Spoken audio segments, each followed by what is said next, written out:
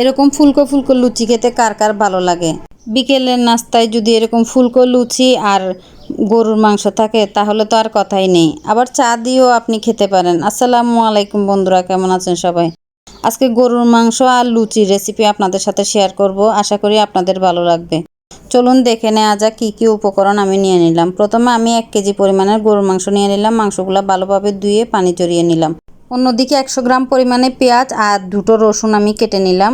চুলায় একটা পাতিল বসিয়ে দিলাম। পাতিলে পরিমাণ মতো সরষের তেল আর সাদা তেল দিয়ে দিলাম। আজকে আমি 2টো তেল দিয়েই রান্না করব। তেলটা গরম হয়ে গেলে আমি পেঁয়াজ আর রসুনটা দিয়ে দিব। আস্ত কয়টা রসুন দিলাম। আস্ত রসুন দিয়ে গরুর মাংস খেতে আসলেই ভালো লাগে। পেঁয়াজটা 2-3 মিনিট ভাজার পর আমি এখানে স্বাদ মতো একটু লবণ দিয়ে দিলাম। 1 টেবিল চামচ পরিমাণে রসুন বাটা, 1 টেবিল চামচ পরিমাণে আদা বাটা, আর দিয়ে দিলাম 1/2 টেবিল চামচ পরিমাণে জিরা বাটা, আর 2 টেবিল চামচ পরিমাণে গরম মশলা বাটা। আমি এখানে দারচিনি, এলাচ, গোলমরিচ এগুলো সব বেটে ব্যবহার করেছি।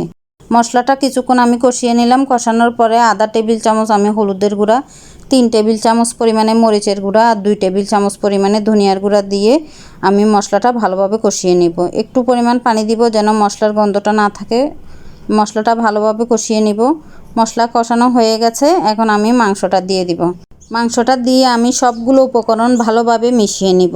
মিশিয়ে আমি 5-7 মিনিট রান্না করে নিব। বিকেলের নাস্তা নিয়ে আমাদের মহিলাদের যত টেনশন, একটা না একটা কিছু তো বানিয়ে দিতেই হয়। প্রতিদিন আবার একই নাস্তা খেতেও চায় না, তাই ছটপট করে বানিয়ে দিতে পারেন এই রেসিপিটি। মাংসটা কষানো হয়ে গেছে, আমি এখন পরিমাণ মতো পানি দিয়ে এটাকে রান্না করব প্রায় আরও 20 মিনিট মতো। গরুর মাংস সিদ্ধ হতে সময় লাগবে, তাই আমি এটা 20 মিনিটের জন্য রান্না বসিয়ে দিলাম। একটু ঝোল ঝোল রাখবো, তাই একটু ঝোলের পরিমাণটা বেশি দিলাম। 20 মিনিট পর মাংসটা সিদ্ধ হচ্ছে, আমি অন্যদিকে লুচির খামিটা করে নেব। নিয়ে নিলাম একটা বাটিতে আমি 2 কাপ পরিমাণে ময়দা নিয়ে নিলাম। ময়দা দিয়ে লুচি করলে লুচিটা ভালো হয়, আপনারা আটা দিয়েও করতে পারবেন। 2 কাপ পরিমাণে ময়দা নিয়ে নিলাম। পরিমাণ মতো একটু লবণ দিয়ে দিলাম। আর কুসুম গরম পানি দিয়ে আমি ডোটা করব। হাত দিয়ে ধরা যাবে না, কিন্তু কুসুম গরম, বেশি গরম না বেশি ঠান্ডাও না।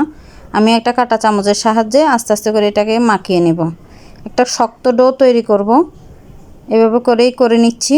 আপনারা চাইলে লুচির খামি ঠান্ডা পানি দিয়েও করতে পারবেন। যারা শক্ত খেতে পছন্দ করেন তারা ঠান্ডা পানি দিয়ে করবেন। আমাদের ঘরে শক্ত খেতে পছন্দ করে না, তাই আমি কুসুম গরম পানি দিয়ে করে নিলাম। লুচির খামিটা করা শেষ, দেখুন এভাবে একটু শক্ত করেই করে নিলাম। এখন আমি একটু ঘি দিয়ে এটাকে মাখিয়ে রেখে দিব প্রায় আধা ঘন্টার জন্য।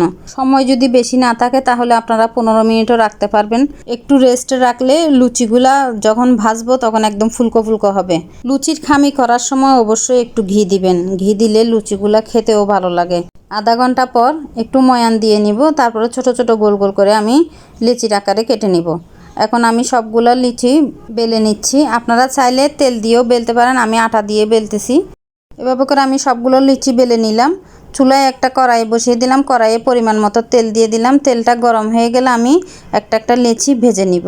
চুলায় তেল দেওয়ার পরে তেলটা যখন গরম হয়ে যাবে, চুলার আগুনটা মিডিয়ামে রেখে তারপরে লিচিগুলা ভাজবেন, না হলে লুচিগুলা বেশি পুড়ে যাবে। আমি এভাবে হালকা ব্রাউন কালার করে ভেজে নিব। এভাবে করে আমি সবগুলো লিচি ভেজে নিব। আপনারাই বলুন দেখতে কেমন হয়েছে। আমার এই রেসিপি যদি ভালো লেগে থাকে লাইক কমেন্ট শেয়ার করে পাশে থাকবেন, আর বাসায় একবার বানিয়ে দেখবেন, দেখবেন খেতে দারুণ লাগে। অন্যদিকে মাংসটাও রান্না হয়ে গেছে, এখন আমি পরিবেশন করব। লুচিগুলা সব ভাজা শেষ হয়ে গেছে, এখন খাবার পালা। আপনারা চাইলে এই লুচিটা আপনারা চা দিয়েও খেতে পারেন। চা দিয়েও খেতে দারুণ লাগে। ভুল হলে ক্ষমার দৃষ্টিতে দেখবেন। সবাই ভালো থাকবেন, সুস্থ থাকবেন। আল্লাহ হাফেজ। আসসালামু আলাইকুম।